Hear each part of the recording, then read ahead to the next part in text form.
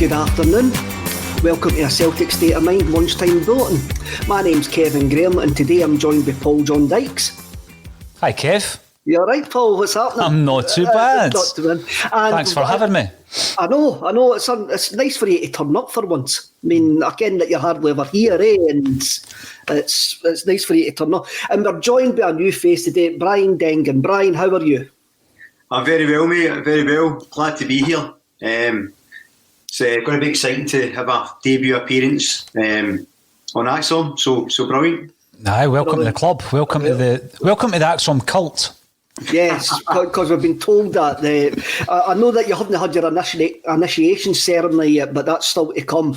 And as long as you're all right with killing puppies and stuff like that, you'll get on fine. No problem. You'll get on fine there. Rolled up the trouser, famous salute. Well, it's not that we haven't got any much to talk about. We've got plenty to talk about. But I think what I'll do is I'll drop in the breaking news.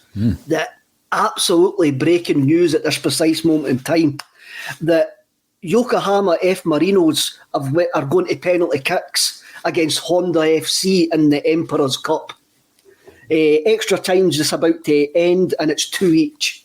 So it looks like maybe the Oz Bielsa will actually be missing his flight to Scotland if the reports are going with. Brian, you haven't been on. What's your thoughts about Ange Postecoglou?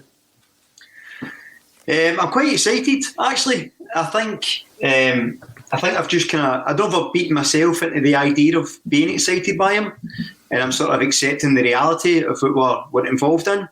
I had a discussion last night with a guy on Twitter, and he was talking about how, and I says, well, on paper, we've got a guy who's an international manager, who's successful at international level, who, by all accounts, plays really good football.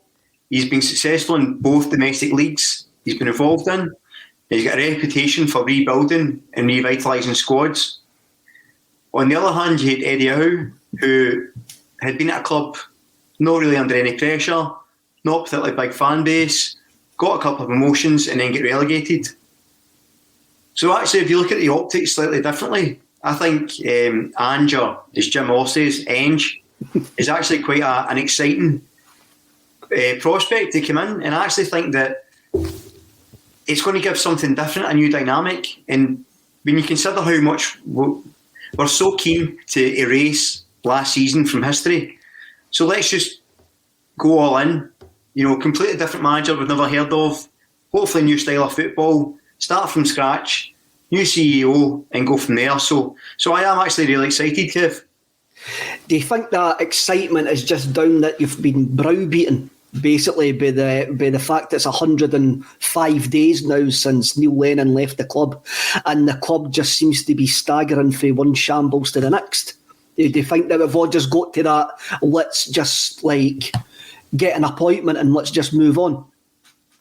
I think there's an element of that, and I think you'd be lying if you said otherwise. That being said, it's almost a point you would accept anybody. When they were talking about, potentially Kevin Muscat being his assistant, and I think I said to someone, I would take Kevin Costin at this stage. He's really happy to get somebody in, get a name above the door, so to speak, and get started. So yeah, I think your perspective's always going to be skewed by the circumstances we're in. But again, I think it's just such a different prospect, you can't help but be intrigued by it. If it was, say, Jack Ross or Chris Wilder or somebody like that, you sort of know what you're getting. So, for good or for bad, this is an exciting prospect.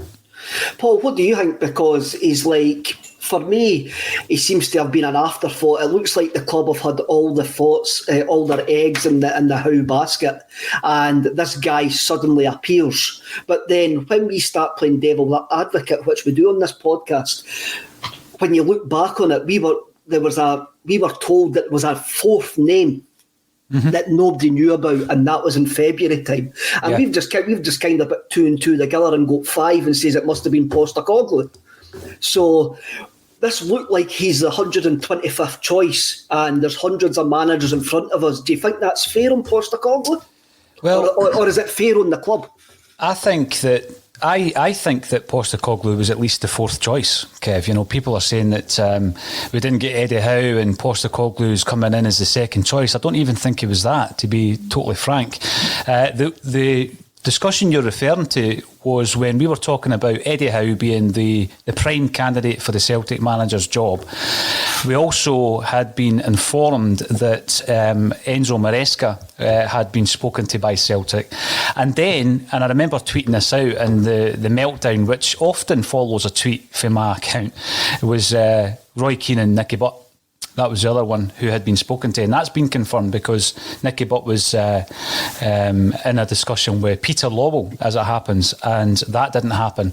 So the fourth name we didn't know at the time, and I thought that it was actually Gerardo Sowan, who moved from his position at Young Boys to take up the manager's role at Bayer Leverkusen to team up with Jeremy Frimpong and possibly even Chris Ayer. So I don't think he was the second choice. I actually think he's been the fourth choice. And Maresca, during us having all the eggs in the Eddie Howe basket, Maresca's went away to Parma. They've obviously thought better of the Roy Keane appointment. So there's absolutely no doubt about that. In my mind, he certainly wasn't the prime candidate. But I get what Brian's talking about in terms of an intrigue. There was an intrigue when we brought in Wim Janssen, who had played at World Cups and played in European Cup finals and won European Cups.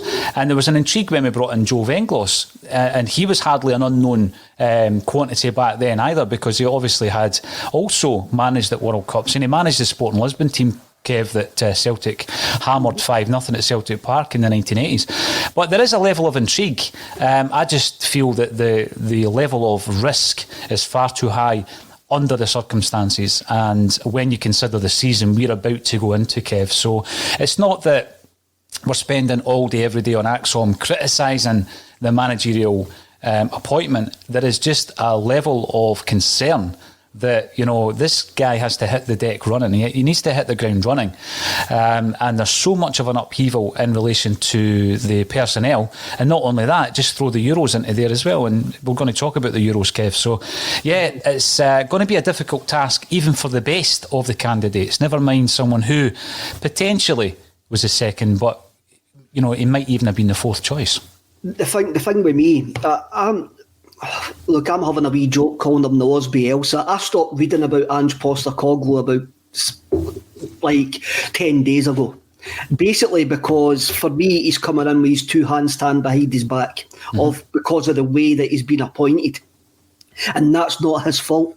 I'm not going to lay any blame at his door whatsoever. I want him to do well, but it is a massive gamble. It is a big, big gamble. It's like one of these gamblers who's walked into the bookies with his mortgage money, and he's putting it on 1,000 to 1 shot to win the Grand National to actually pay off his gambling debts. It is that much of a gamble. But in Scotland, it's a 2-horse race. So we may get lucky. But on the face of it, you actually have a look, and there's plenty of other candidates out there that are probably more suited to the Celtic job. And the doubts that are getting raised about Postecoglou are all genuine, but also the positivity is genuine as well, because as Brian, you rightly say, we do not know anything about this guy, and he could be an unknown star. And also, Celtic have got history of doing this, as Paul, as you mentioned, with Wim Janssen and Joe Venglos. And Ronnie Dyla as well. We have got a history of doing this, of looking left field for appointments. But I think, as you say, after the season we've had, I feel sorry for Postecoglou coming in. I really do. I want him to do well, and I'll only judge him as a Celtic manager. I don't really care what he's done elsewhere. I'm only going to judge him on his merits as a Celtic manager, which hopefully he soon will be in the next couple of hours. Yeah. I'm thinking back through my own Celtic supporting life, Kev, and all the different appointments that have been made during my time supporting Celtic. And I can think of a couple of higher risk appointments in my time supporting Celtic, because I think that when you appoint a rookie and we did that with Liam Brady, we did it with John Barnes, and we actually did it with Neil Lennon. When you appoint a rookie who has got absolutely no experience of managing a football club at any kind of level, beyond kind of youth level, then that I would actually say that's a bigger risk than bringing someone in with a wealth of experience. And I know that his experience and his honours and everything he's done has been picked to the bone these last few weeks, and some people say that it's good experience and what he's done is viable, others say it isn't, but I think there's been bigger risks. And you know, people may criticise me for saying this, but I'm going to ask you actually rather than say it. When we appointed Neil Lennon in 2010, I mean, the level of risk in appointing someone who had never managed, Kev, was absolutely huge at that point. You know, we have taken risks like that in the near future. And I think the Ronnie Dyler one was interesting as well, because, you know, I think there was a level of derision when he was appointed, Kev. And, you know, there was other names in the hat at that time. Back then, you know, the name of Roy Keane, when mentioned, doesn't get the same kind of reaction as it did now. I mean, it wasn't universally agreed that he would be a good manager in 2010, but it's certainly a different reaction you get now. Now, back then, 2010, Kev, was that the time when Steve Clarke was interviewed for the job as well? I'm sure Clarke was interviewed before Dyler. Yeah. I'm sure it was round about then. And also, I think 2010, you're probably, after Mowbray, you're probably talking about Martinez would have been in the frame, Owen Coyle would have been in the frame. I can't remember who else, but I think Neil Lennon got... Basically, if we actually look back, and hindsight's a great thing now, Neil Lennon got the job basically for coming and throwing his players under the bus after getting beat off Ross County in the semi-final. That was his job interview. I think he got the job because his salary was 300 grand. I think that's why he got the job. And, you know, at that time, we know other people were in for the job. None other than Mark Hughes. He was in for the job as well in 2010. But his salary coming from the EPL at that time, let me just work this out, would have not quite been 10 times the amount that Neil Lennon was getting, but it was certainly over £1.5 million, so 5 times the amount that Neil Lennon was getting. So, yeah, it might have been because he threw the players under the bus, but I think actually the reason he got the job was because he was on 300 grand a year at that point. And the manager that came in after Walter Smith at Ibrox was Alan McCoist, who famously was on 900 grand even when he was managing in the lower leagues. So I think it was a financial decision rather than anything else. I think you could be right there, Brian. What's your memories of that time? I remember at the time, because obviously we had Mowbray, which was turned out to be a bit of a shambles. But interestingly, with Mowbray, he was someone who played really attractive football, who was a Celtic man, who had all this stuff coming in, so he should have been the great appointment. It went wrong. And Lennon was, I actually think he was exactly what Celtic needed at that time, because he had this thing about bringing the thunder back, the passion, the grit, and that sort of fighting spirit that we had lost for a bit.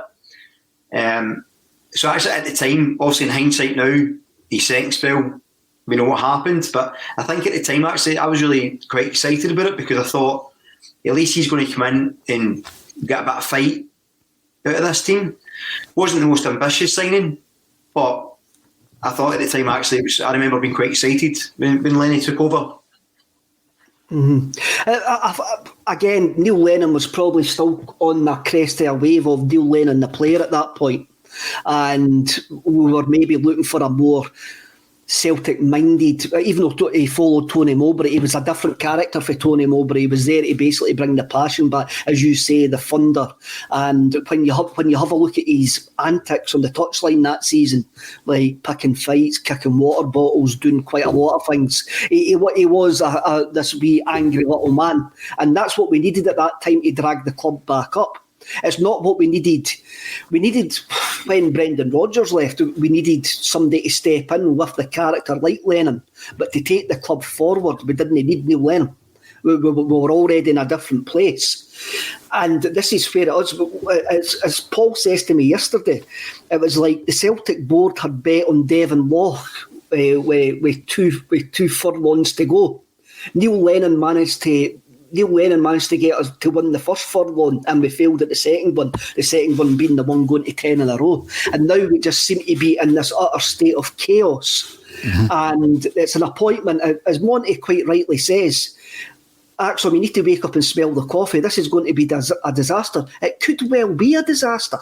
But me, you, the woman next door, the guy that's fitting the kitchen next door to me, the man that's cleaning my windies, doesn't actually care if it's going to be a disaster.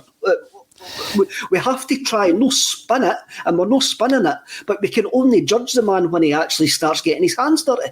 Mm-hmm. What you have to look at as well, it's all well and good saying it's going to be a disaster, you guys are piping it up, but the reality is, months ago, in one of Celtic's particularly badly timed statements, they'd mentioned that they knew this season coming up was going to be a season of transition. They'd mentioned that this was going to be all change, all go ahead. I think they're fully prepared for this season to be a rebuild. I think they've almost written this season off already. And going back to an earlier point about Ange feeling sorry for Ange, I don't, because I think if he comes in and does well, he's a hero. If he doesn't, no one expects anything anyway. And it gives the board a chance, or Don Mackay a chance at the end of this season to say, wasn't really my appointment, we get rid of him and get a big name in.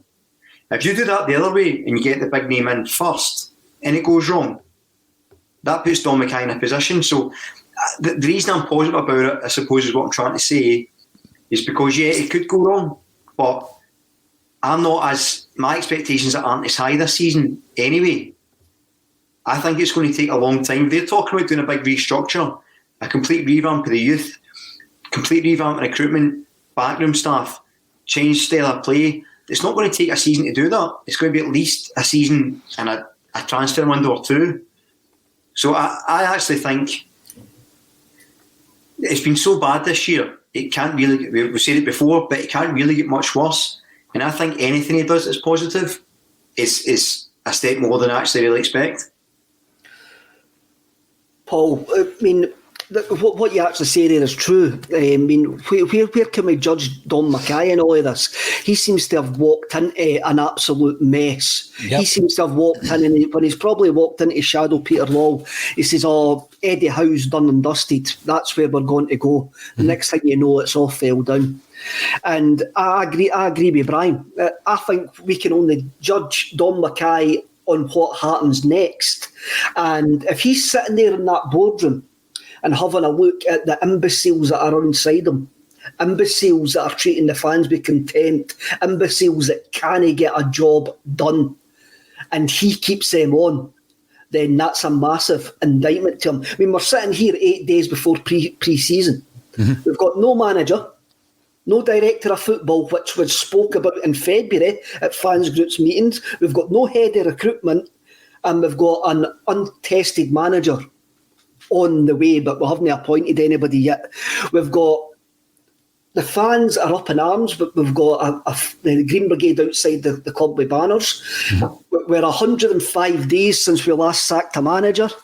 We're in an absolute mess, and anybody with any sort of business head whatsoever going into that must go, I can change this. And the first thing that he's got to go is go in there and get rid of all the executive committee who have actually proven not to be fit for purpose. There should be plenty of people sitting in high-ranking jobs at Celtic should actually be fearing for their jobs on the 1st of July when Don Mackay takes full charge and over the next couple of weeks. Yeah, I totally agree with that. I think going back to this season being a rebuild, that's now out of our hands. It should never have got to the stage of it being such a huge rebuild, because what's going to happen here is if it does take a whole season for the acclimatisation of the new gaffer coming in, which likely it will, then there is only one other team who's going to win that league, and that team that wins that league then has a Champions League bounty at the end of the season as well. So that swing is absolutely monumental when you think about where Celtic were, where we should be right now, and where we actually are. The swing Ibrox way is monumental. Now, they're not going to have a season quite like last season. I mean, that's a one-off. But they're strengthening. They seem to have the stable in terms of football. I'm not talking about finances. They seem to have stabilised the football department, and they're going, I think, from a position of strength last season, and they're building on it. Celtic, the state that we're in at this moment in time, if we take a whole season to rebuild rather than trying to rebuild in a pre-season, which seems impossible, then it's going to be massive, because that pendulum is swinging Ibrox way once again, but it's got the bounty at the end of it. So all the years, all the banter years, and all the talk of finances and having wafer-thin finances just to get them to the point of stopping Celtic from winning the 10, in many, many ways, will have been absolutely whitewashed if they're able to go ahead and make the tens of millions that the Champions League promised land gives you. So that's a huge concern as well. That's one of my biggest reasons why I wouldn't go for someone like Ange Postecoglou. That's not to say I won't support him once he's here, and it seems pretty imminent that he will be here. Of course I will. I've supported every Celtic manager, whether I liked him or not, Kev, and what they had done previously. But certainly I think it's a huge gamble and it's a huge risk. But on the Dom Mackay point, I said yesterday I felt it was a bit unfair that he was being kind of tarred with the same brush, if you like. The Green Brigade have decided to have a series of banners, and obviously with specific faces in the no-go red circle with a cross through it. Now, that's not nice for anybody to appear in one of them, but at the same time, there is a definite message to be made there, and what they're saying is they're not fit for purpose and they shouldn't be at the club. And I don't think Dominic Mackay can fall into that category, because, as you say, Kev, at this moment in time, his level of influence is diminished. Until the 1st of July, there's only so much he can do, right? So we've already got a CEO in place. Should it be allowed that the manager that's coming in be an appointment that is being influenced by the outgoing CEO? I would say no, but we don't know if it is. We don't know how much a part Dominic Mackay has played in that. So, yeah, we have to judge him. But I think it was a bit unfair that he has appeared alongside the others. I agree with you with the boardroom, Kev. I think it lacks creativity. I think it lacks diversity. And there's a lack of freshness in that boardroom. There's so many people who could really contribute to Celtic and bring fresh ideas and a new approach as part of this rebuild and the modernisation of Celtic Football Club. We keep hearing that as well, Kev.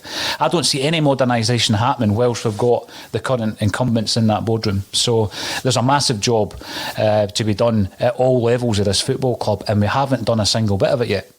What's your feelings, Brian? I think it's hard to sort of disagree with that. I think imagine turning up for your work and you've still got a week before you start and there's a banner outside saying that people want you out. That's not good for Dominic coming in. But I think that one of the things he has to do off the bat is just be clear in what the plan is. We talk about how we're going to judge him. If he comes out with a plan and he says, okay, I want to engage more with fans, this is the structure I want in place at the club, I'm going to keep out of it and we'll reassess at the end of the season. You're judging him on those milestones.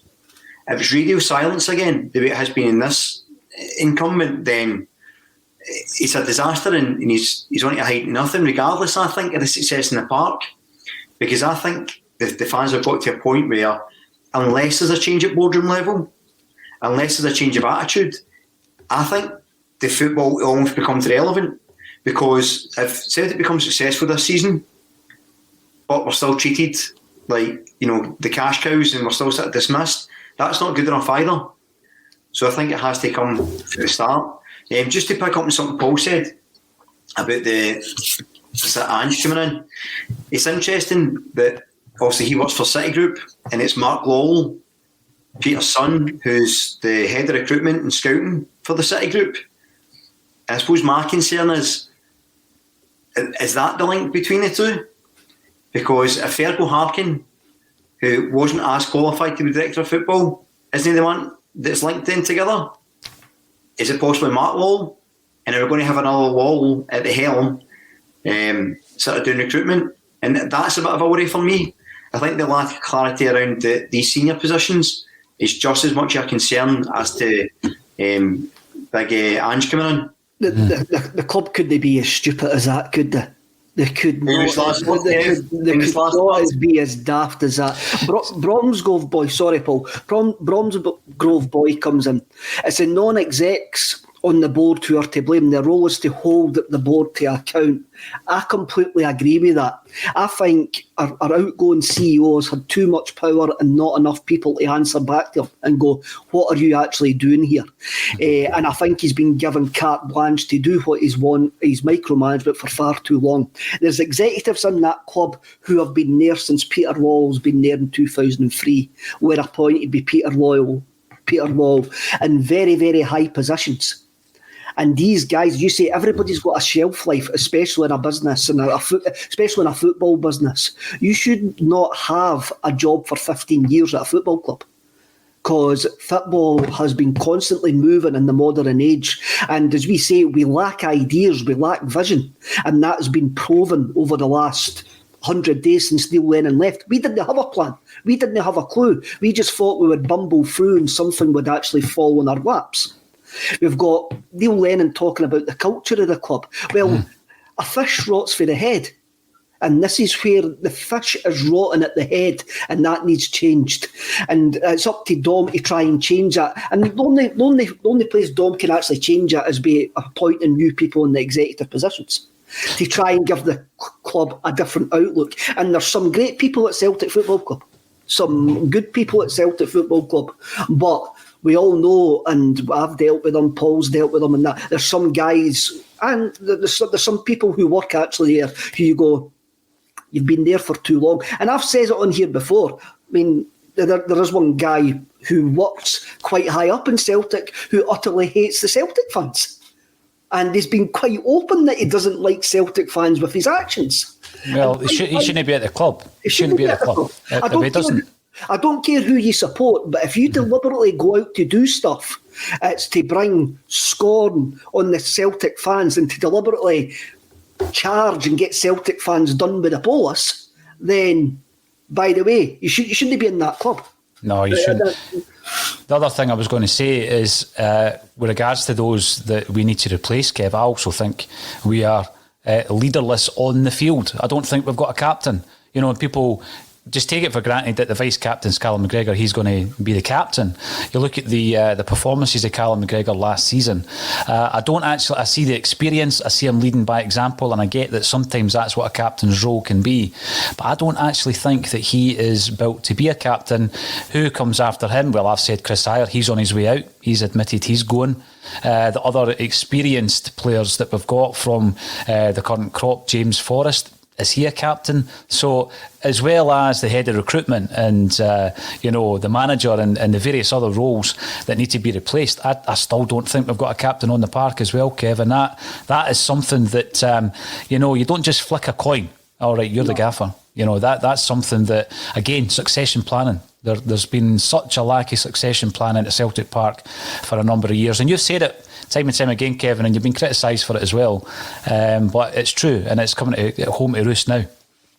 Definitely. I had actually written down no captain, but then when I was going through the list, that seems well down the bottom of the list of the other people that we're actually missing at the moment. the fact that we haven't got any captain. I'm going to go back to the interview that Amy done with Paul Elliott. Mm-hmm. And Paul Elliott, if you suddenly watched it on Soccer Supernova by our own Amy Canavan, who's on a Monday, it's a fantastic interview with Paul Elliott. Paul Elliott is a genuine force of nature, one of the best centre-halves I've ever seen play for Celtic. Yeah. And when he starts talking about his time at Celtic, he actually got Celtic. And I had to listen to this about 3 or 4 times. And this came on the same day when Neil Lennon was in the papers actually slaughtering Celtic fans. And I listened to it on the same day. Again, it was a couple of weeks before. And what Paul Elliott embraced the culture of Celtic Football Club, embraced what we see, the fans see what Celtic Football Club is. If you haven't seen it, I'll paraphrase what he actually says. He says, Celtic is a culture, a way of life. There is a behaviour, a manner, a sincerity, an engagement, a movement. Celtic is a movement of a culture, embraces all the good things about people and attitude and behaviours. If any other person hasn't got it, the Celtic fans will help. It's a culture of sharing, respect, humility, of decency, and all the good things you want for people and social behaviour. And he says, I knew it was special, and if you could bottle it, it'd be worth millions of pounds. Kev, that should be on the boardroom doors. For every member of the board walking in the doors. Paul Elliott should be walking into Don Mackay's office and telling him that. And if Don Mackay lives up to their values, Celtic Football Club will be successful. I thought that was an inspired, impassioned speech by Paul Elliott. Somebody who was an outsider who came into Celtic and got what we're all about. And there's some guys sitting on the board. Who do not know what we're about. Neil Lennon spoke about a new breed of fan. And the new breed of fan has came because of the contempt that we're treated with. We're treated as customers.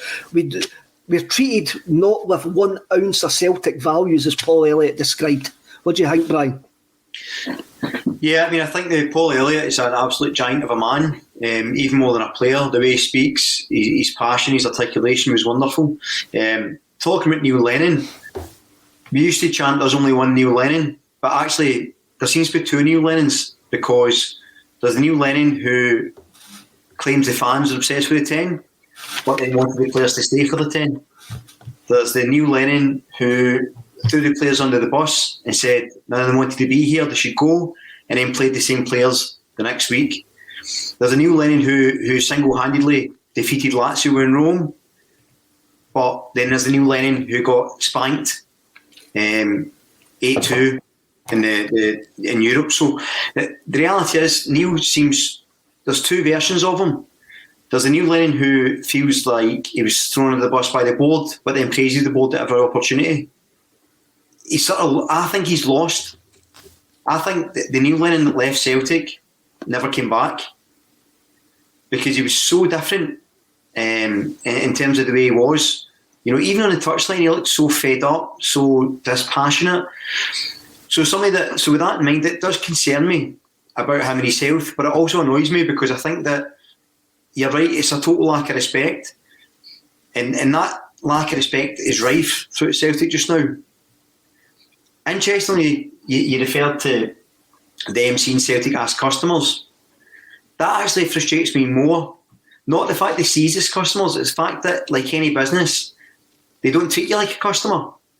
If you went into Burger King and you asked for a burger and they just threw an onion at you, you'd be furious, right? They wouldn't do that because they want to look after their customer base. If you go to buy a suit from Slater's or somewhere and you put a pair of tights on, you're not going to get back. But yet Celtic, if they're operating this as a business, they're doing nothing to keep their customer base happy or rewarded or feel valued. So they're fundamentally failing at both the football and the business side of things. And that is a real frustration for me. I think that's a complacency. That's a complacency that's crept in, because they know if you go into any business, there's other options. But when you are invested in Celtic, it's an emotional investment as well as anything else. So you're not going to go anywhere else. Although I have seen loads of supporters, even on the comment section, Kevin, saying they're giving the club nothing more until there's a big change in the boardroom. But they words from Paul Elliott, absolutely astonishing. You know, and really, like you say, and I know it's a bit of a cliche, but he gets it. I just don't think those in the boardroom get what the Celtic fans are trying to put across. There's been moments of frustration, yet they've used them to hit us like a stick with, you know, when the fans turned up at Ross County. It's almost as if, you know, I think at that point the club were close to ending Neil Lennon's time at Celtic. And I think out of absolute digging their heels in, they stopped themselves from doing it, because it was almost as if they'd have been baying to the mob. You know, that I think that was the attitude of Celtic back then. But in any business, you make the decision because the season was rapidly disappearing into the sunset. And, you know, all these months later, and it takes until February, the decision is made, probably for the best, because I think yesterday I mentioned as well, Kev, that there was a few moments, going back to what Brian said there about Neil Lennon, there's a few moments this season where you think to yourself, he is completely out of his depth. And what I mean by that is there is no way he's turning it around. Mm-hmm. And you've seen the reaction to the criticism around the Dubai trip. Now, anybody that comes in and doubles down at that point, just to use Russell Boyce's term, double down, to sit there in front of a packed room of media and to then start attacking anyone, including former players, the media, that attack has obviously extended onto the fans, the fan base as well. And I just think when you look at that kind of level of behaviour, Neil Lennon was way at his depth. Now, he's taken an issue with being called a dinosaur. It's nothing to do with age. Again, Russell Boyce pointed it out. Nothing to do with age. It's all to do with approach. You can actually look at the squad of players that Neil Lennon had first time round. Compare the culture of that team to the team that he has just left behind. And the two cultures are completely different. And the example I give, Kev, 3-0 down at Rugby Park, screaming and shouting at Anthony Stokes, you get a reaction. If you were 3-0 down against anybody and you screamed and shouted at Odsonne Edouard, what kind of reaction are you going to get? And that's the difference. That's the difference. So a manager has to adapt his style and his approach to match the players at his disposal. Because if you manage to switch Odsonne Edouard on, he's an absolute game changer. You know, he's a world beater on his day. But it went another way. So when you come out against after Ferencváros and you criticise the players for not wanting to be there, you're having a dig at the board there because the board have forced them to stay. You're having a dig at the players. You're giving thinly veiled attacks left, right and centre. Yeah, as Brian says, you don't make a change. You play the exact same players. And at that point, I kept saying, well, if you're unhappy with half a dozen players, because at that point we're guessing, Kev, we're thinking, is it Christie? Is it Frimpong? Is it Ncham? Ayer? Edouard? We're guessing at that stage who the players are. If you've got 6 unhappy players, play the new 6 guys that have come in. How can they be unhappy? They're just in the door. Be a manager. Manage the situation. He failed to do that. Definitely. Brian Watt comes in with a great comment on YouTube. He's called Neil Lennon Deflectosaurus. Oh, I love that, Deflectosaurus. Love it. I mean, it was obviously brand reputation for Neil Lennon, that interview. He chose to do it with a friendly interviewer, as in Michael Grant. And look, we will look back on what Neil Lennon did do for Celtic, but at this point it is still a bit too raw. And again, we could all maybe see what was going to come with Neil Lennon. I mean, he didn't manage the situation well, and they keep on going on about these situations that we do not know nothing about. Oh, you weren't in the dressing room, you didn't know what had happened. I think we've seen enough to actually say the players had chucked it. I mean, that's one of the hints, Paul. I don't know what age you are, Brian, but I'm going to guess that you're younger than me and Paul. But, Paul, when we used to watch Celtic in the 90s, I'm going off Celtic Da stuff, I'm going Celtic Da here, right? In the 90s, when I used to watch Celtic, we were rubbish, but at least they tried. Well, if you forget, I mean, one of my greatest ever games was 5-4 at Brockville against Falkirk. We were absolutely ranked rotten. And you went wild when we scored that 5th goal. You went absolutely wild. I was at the Falkirk end. I did go wild, didn't I? The thing is, I've seen a lot of these comparisons, Kev, and this new breed thing, I'm not buying it. I mean, you don't choose when it's default. When you land at Celtic Park is absolute default. You could have landed at the beginning of 9 in a row. It's nothing, it's not a choice. You're a Celtic fan, bottom line. So I'm not buying the new breed, old breed, any of that kind of stuff. We're all just Celtic fans and we can argue and disagree and dislike each other, and that's fine, but it's all for the common goal. And there was a big thing here when we started criticising the club on a Celtic State of Mind, because prior to that, Kev, there was very little in the way of criticism, because a lot of what we were doing was very much talking to people who had a Celtic state of mind and talking to folk about their Celtic story, be that somebody who worked down the pit or somebody who played for the club. But when we were following this season, and we'll continue to follow every single nuance of Celtic going forward, you can't just prevent yourself from criticising what's going on at the club. Because if you do that, then you're just going to watch the club fall off the edge of a cliff. And I'm not saying we were Nostradamus and I told you so, but we were talking about it at September, October time. And we're still talking about it now, all these months later, 8 months later. But yeah, the 90s galvanised me as a Celtic fan. And when I look back, there was absolutely plenty of humour going to the games, plenty of humour at the games, plenty of rotten players and plenty of rotten managers, Kev. We've seen a whole lot, but every single wee bit of light at the end of the tunnel, you still, and this is the thing that Jim Orr says, when they were trying to actually make changes at Celtic Park, every time we won a game against Rangers, every time we got to a cup final, or every now and again won a trophy, because it was every now and again, the momentum of any fan movement was lost. Because all these fans thought at Celtic were going to be okay. At this moment in time, yes, Celtic will be okay. Of course they will. But only because we need to make changes, and the changes will eventually come. And I'm hoping that Dominic Mackay will be the man to make those positive changes. And I'm not going to criticise him until he's in post and he starts making those decisions himself. And I think that when he's in post, Kev, from what I've heard, he's going to engage with Celtic fans. Hopefully, if he wants to come on here on the Wednesday Bulletin, he's more than welcome. Very more than welcome to come and have a blether with me, Brian, and Colin when he's back from his holiday. Cheers for the invite, mate. Well, you sit behind in the studio and just like bring up the comments, Paul. That's what you usually do. I think to bring everybody up to date, that Yokohama got beat on penalty kicks. So they're out of the Emperor Cup.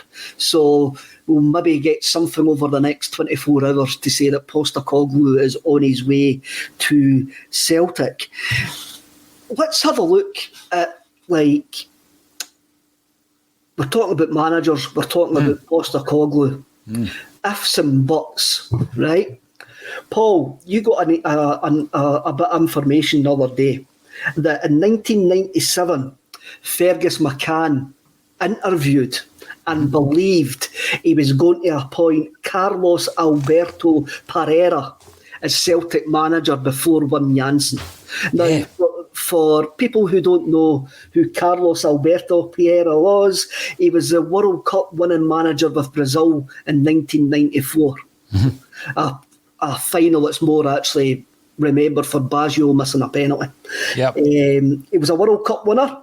He had won the Turkish League with Fenerbahce, and at this point he was with Metro Stars. So do you know what team Metro Stars actually became? Metro Stars are in the MLS. Right, where are the best, mate? LA?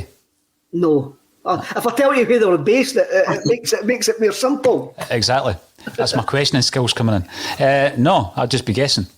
New York Red Bulls. That's who Metro Stars became. So that's all down to him as well, Carlos, right? So basically, at that point, he probably would have been gettable for Celtic. It was. I mean, that every now and again, this is what I love about speaking to Celtic people, right? Is you're constantly learning. And I remember speaking in the early days of me writing Celtic books. I spoke to Pat Woods, fantastic historian on Celtic Football Club, and he told me that there's still lots to learn about the past. And I now know what he means, because we've been picking up things, Kev, like when Celtic tried to buy Wimbledon in 1998, or who was the Celtic player that Pablo Picasso sketched. We found out all these kind of things just talking to people, and it's incredible. But Carlos Alberto Pereira at that time, Kev, was only 54. Right, so the incoming manager, I think, is 55. So he was at the peak of his powers, having won the World Cup with Brazil.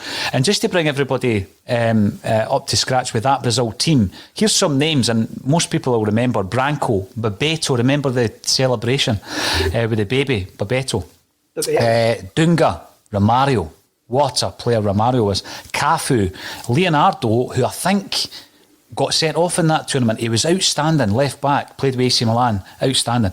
And there was a 17-year-old kid in the squad who didn't play at the World Cup, but it was Carlos Alberto Pereira that gave that 17-year-old Ronaldo his Brazil debut. So he knew a player. Now, Carlos wasn't a footballer. He was a non-playing manager. He'd never played. But what I was interested in is that Fergus McCann flew to New York to speak to him, and he believed when he left that meeting that he was going to take over at Celtic. This was obviously in preparation for stopping the 10 as it became. So in between Tommy Burns and Wim Jansen. And he went on, which I think is interesting as well, Kev, he went on to win the Copa America in 2004. And he went on to win the FIFA Confederations Cup in 2005. So he went on to have success as well. But I can't bemoan the fact that we gave the job to Wim Jansen, because he came in and done it, and that was it. But from going from Romario and Ronaldo to Reggie Blinker and Darren Jackson, I don't know how we would have acclimatised to that, to be honest with you. He also had quite a nomadic football career as well.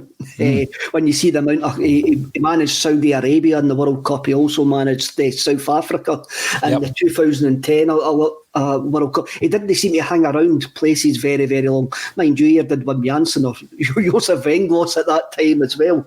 The thing is, Kev, I think that this is relevant right now because we are, at that point, under Fergus McCann, interviewing World Cup winning managers. Where are we now? I think that's how this is so relevant. Who are we speaking to now? No one near that kind of ilk of manager. You know, and that shows you how far we've actually come or fallen since 1997. I'm sure we would be able to speak to that kind of ilk of manager, but whether we could get the guy through the door. I mean, I says last week with Colin that we seem to have a major problem trying to get big names through the door unless they've got a Celtic state of mind. The thing is, I think the Celtic thing is the thing that gets people interested. The minute they start talking to the people at Celtic, that's when the problems start. So Celtic is the attraction. Then they sit down and have a meeting with Peter Lawwell and that turns them off. And that's my biggest concern. And hopefully that'll all change now with the incoming Dominic Mackay coming in, and that whole regime should change. Well, what do you think, Brian? Do you think we've got a problem trying? Well, we obviously have a problem to try and get deals done. For guys like me and you, Celtic should be the easiest sell in the world. I mean, if I was selling Celtic to Ange Postecoglou, there's my first mistake with his name. There we go. If I was selling Celtic to him, I would go like that. By the way, mate, see if you come in here and get it absolutely spot on. This is going to be the best job you'll ever have in your life. And you're going to be remembered if you're successful here. So why can we not sell that to everybody else? What makes it so difficult? It's very strange, and I think you have to wonder what goes on. I think there's a perception of Scottish football as well. And I think some managers, particularly these young up-and-comers or whatever, maybe think Scottish League, I'm not going to get a lot of credit for it. But actually one of the guys that I always thought sold Celtic wonderfully was Gordon Strachan. Gordon Strachan recently said, you know, if you can go to a club, become a hero, win trophies, play in front of 60,000 fans for an iconic club, and you can do that somewhere else, on you go. And I thought that was kind of brilliant because it's very simple, but it's so true. If you get different types of footballer. Some footballers want to come and play in the Premier League for 80 grand a week for Southampton and never get a trophy in their life, but they're rich. Some players want to come and say, well, I played for this club, played for that club, played for a great club with a great fan base, with a great story, and I had these trophies. Mm-hmm. Might not have the size of mansion so-and-so has, but look at my memories. So it depends on the attitude of the player. We talk about getting a new director of football, and we also need a director of culture. You know, a guy like a Paul Elliott to come in, a guy like a Tommy Burns, God bless him, to run through and tell people, this is why you're here. This is what you're playing for. I think the romanticism of Celtic isn't spoke about enough at corporate level. That should be the selling point. What a beautiful Hollywood story Celtic is, and it never gets mentioned. I like you, Brian. I love you. You're really good, mate. That's a crime. I think that's an absolute crime. And you have to look at, even when Brendan Rodgers came, ex-Liverpool manager, yes, he was Celtic minded, or so he said, but what a coup that was. And he came in a couple of years gone. The next manager should have been of a similar ilk. Mm-hmm. Didn't have a big Hollywood name for the sake of the name, but a calibre of manager. One of the most galling things, and I don't want to go down a rabbit hole, but one of the most galling things about last season was the lack of fitness in the team. Mm-hmm. And I'll go back to Gordon Strachan's time. I got quite friendly with a player during Strachan's time, and the player said to me, he says, every time we play a team, for the last 10 to 15 minutes of that game, they start to back off and pull back because they know we can run for another 90 minutes. And it was a simple thing, and that was a limited squad under Gordon Strachan. Mm-hmm. They performed so well because they get the basics right. Be fit, be strong, be energised, be determined. That was it. And again, I think when these players in this squad, I think that's part of the problem. So it's a long-winded answer to your question, Kev, but I think the fact is we don't sell it enough. We don't sell us enough. We're an easy sell. We are an easy sell. We have a backstory like no other club. When people are coming to us to quote Tommy Burns, you're praying for a people and a cause. That's what you're not just playing for a football club. And we really need to double down on that. Actually need to sell that. Yes, you can have the cash. Yes, you can have this and have that. But then if we get a player come in and say, go and speak with John Hartson, go and speak with Joe Ledley, go and speak with this one, go and speak with that one, and they'll show you what you'll experience at Celtic Football Club. And yes, maybe you'll get 25 grand a week at £50,000 a week at Southampton, but you'll never get this experience. And that is something that we need to sell. You're not selling Scottish football, you're selling Celtic Football Club. 100%, Kev. And I think that's where the complacency's crept in, because they think those at the club have felt that you know, be that Ivan Toney or Eddie Howe, you should basically come into this club and fall over yourself to sign a contract. But because we're in the modern day and money talks, you as an individual, i.e. Peter Lawwell doing the deal, you've got to sell yourself to those individuals. And I think that has been a massive, massive issue. And you can go right down, and we know all the deals that fell by the wayside. You know, the Eddie Howe thing's nothing new, Kev. We know that. Mm-hmm. You know, if you look at players that we've lost because someone's gone toe-to-toe with Peter Lawwell on one aspect of the job or other.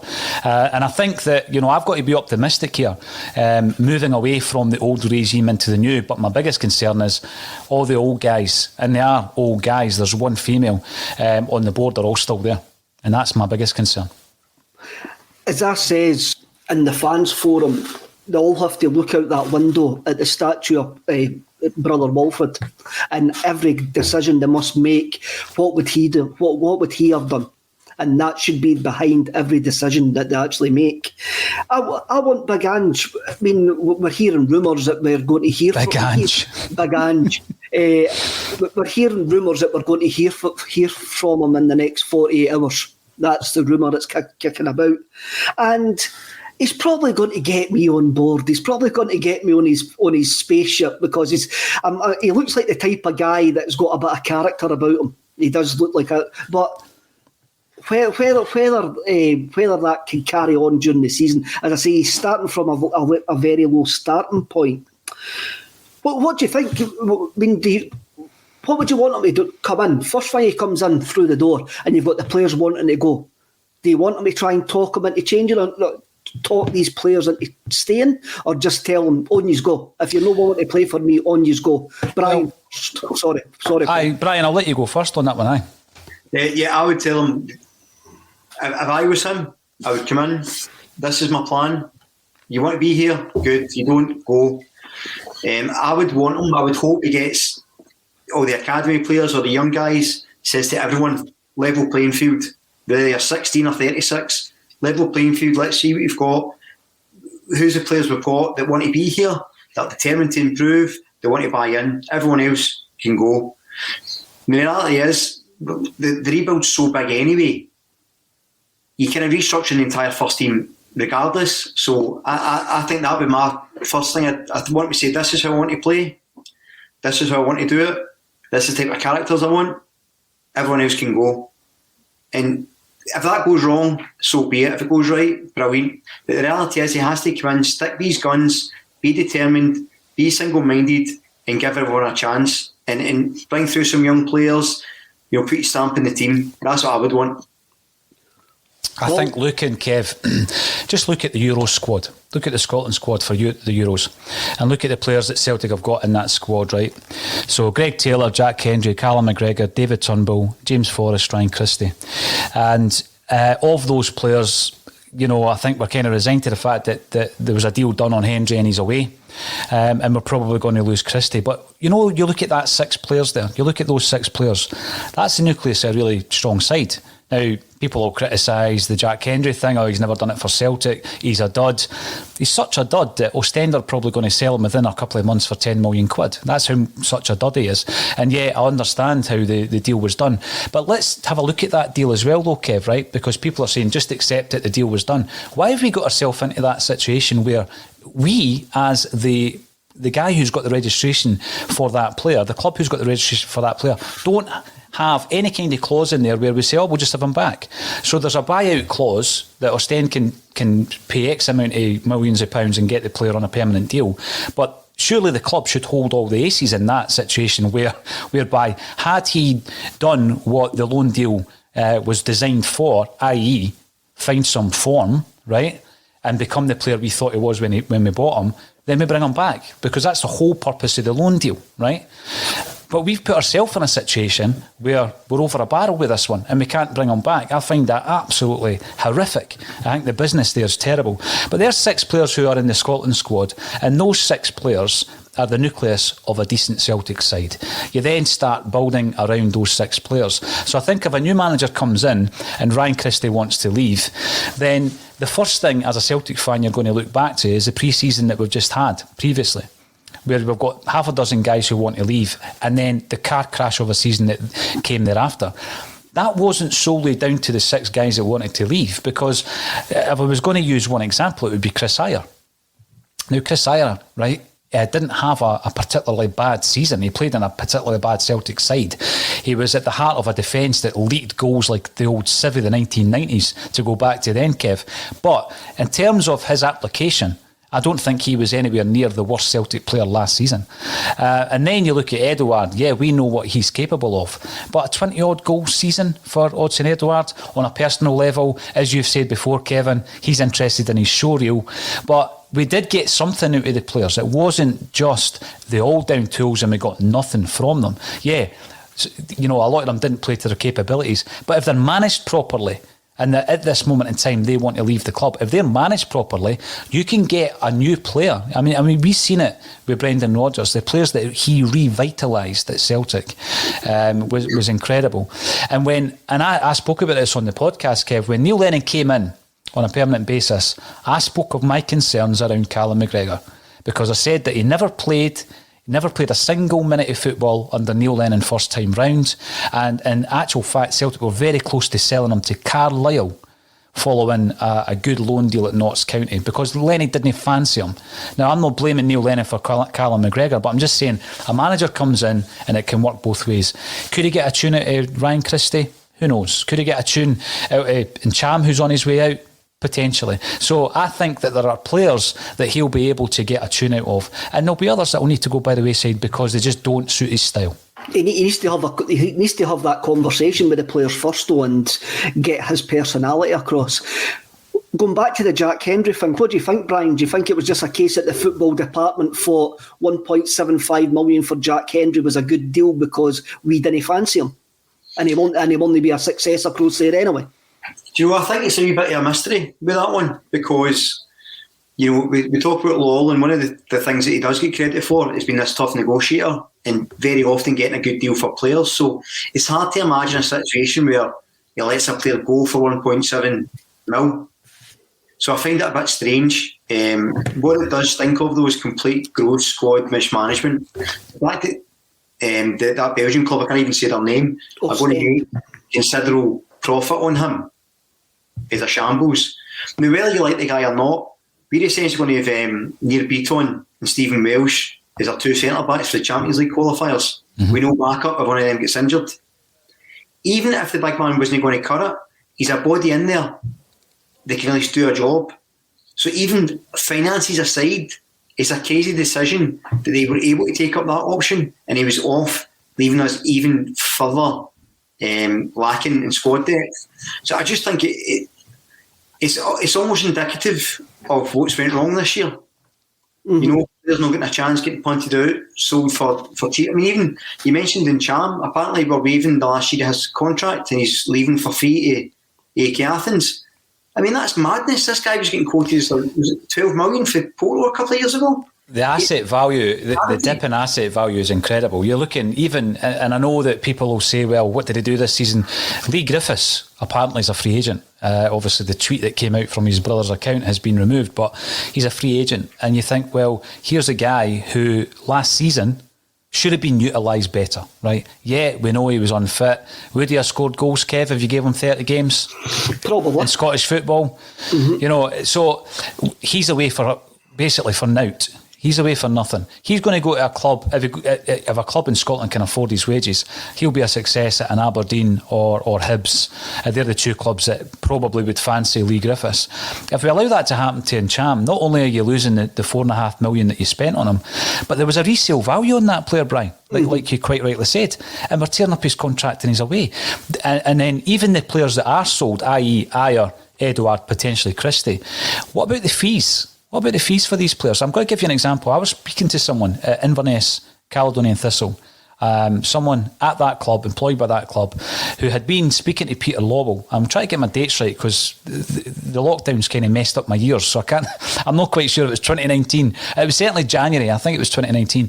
And there was interest in Ryan Christie. In Inverness, I've got a 15% sell on Ryan Christie.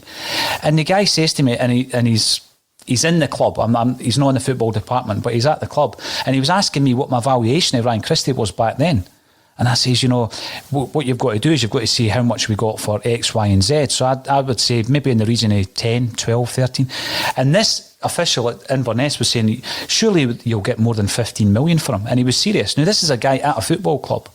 Look at the absolute incredible downfall in his valuation, Kev. If we were to sell Ryan Christie this pre-season, how much are we going to get for him? It depends. Last year contract, so if you're getting anything for 5 million up, you're doing well. I'm thinking 5 million quid. Now, the depreciation in value of any player of 10 million quid, and I'm not saying he was ever worth 15 million, by the way, no. But we know that Edouard, the price is quoted now compared to a year ago. The price is quoted around Ayer's potential interest from AC Milan a year ago and what he's going to go for are night and day. So we've lost tens of millions of pounds on bad management, bad player development, and the asset value, let's say 4 players, between 5 and 10 million pounds for each player. That is huge for a club like Celtic to lose 20 or 25 million quid. It's huge. What do you think, Brian? It goes back to our point earlier about the business side of things. So you look at that, you look at the losses we take. So just from last season to this season, Edouard was quoted 25 million, 30 million, now 15. Plus his sell-out clause, you have to give PSG. So we're getting about 4 million quid for Edouard. Ayer maybe 6 million to Newcastle. We're probably losing 10 million on him. Ryan Christie, Oliver Ncham, etc. So you're talking about nearly 20 odd million, 30 million pounds of transfer fees we've lost. Then you look at the 5 million in Barkas, Ayeti, 3.5 million in Kamala, although we clawed that back. As a business, that's an outlay, a loss of about 50 million quid nearly. I mean, I don't know the figures, it's pie in the sky here, but it can't be much, it can't be off. Then you offset that against the lack of funds because of COVID. You imagine the financial state this club must be in. That is not a well-run business. Even if they treated us like cattle and ran the business really well and were so financially stable as we're told they are, I'm worried for the finances of the club for this season coming up. And that's not a plea for people to sign on for season tickets because I don't believe they should unless they really want to. The fact is, as a business, to be run that poorly, not even the football side of things, just as a business, is appalling to me. Definitely. Yep. I've got a comment for David Kelly, and I'm going to ask you both the question, Paul and Brian. David Kelly comes in and says, would you have accepted the 1.75 million last summer for Jack Hendry? Yeah, 100%. What did we sign him for? It was like one and a half. 1.5 mil. I would have, yeah. A year ago I would have. Mm-hmm. I wouldn't have, based on the fact we paid out $1.5 million for him. I think you're selling one basically for nothing. I'd have wanted a bit more, but I would have punted him, yeah. But I think the point David's making is you do the deal a year ago, which is now coming to fruition now, and I get that. But what I'm trying to say is let's do the deal better. Because we've had our fingers burnt with this. Let's do the deal better, and let's make sure that if we're in a situation again where somebody goes out on loan. We've had so many examples of it. Ryan Christie went out on loan, Kev. Nobody would have batted an eyelid if he never came back. He did come back and he started contributing to Celtic. Callum McGregor's another example. Chris Ayer, I think that was more of a planned loan to Kilmarnock, But the point remains, we should be far, far cuter when it comes to loaning players out, that they might just show up the potential that they had and the reason why we bought them in the first place. So that we're not sitting here and he goes for, let's say, 1.7, Kev, and then Leeds United buy him in 2 or 3 months' time and we're scratching our heads, because there's another £10 million loss, Brian, onto that 30, 40, 50 million figure. So, yeah, it's quite incredible when you start, adding it up. I think what you were getting at there, Paul, was basically we gave Ostend the ball back. Instead of us keeping the ball, we gave Ostend the ball back and says, you have another shot at goal because we've gave up the power in the actual deal. Moravchik 25 comes in, 900 grand we paid for Jack Hendry. So we did make a fair bit of profit on it. Well, Jack and Bauer, he was getting called by the Celtic scouts. Jack and Bauer, yes, and we know what Celtic scout that was. It came up with that term. Last night, Shane Duffy, before we just wrap up, this is just me going to wrap up here. Shane Duffy says last night that it was great to get back playing because he forgot what it felt like to play football. And I think with big Ange coming in, and we all hope that Celtic remember what it's like to play football under Ange Postecoglou. Look, everybody, thank you for tuning in. It's been great. Brian, what a debut. Me and you are going to get on fine. We're on the same page. This was like one of these awkward first dates because me and Brian have never met each other before. So it's like one of the Channel 4 films, Channel 4 programmes where they stick two folk together and see what happens. So I think it went well. I didn't care about you. You might block me. I don't know. I didn't care what will happen there. But thanks, everybody. For tuning in. Subscribe, like, share with all your pals, and remember, just keep calm. See you all later.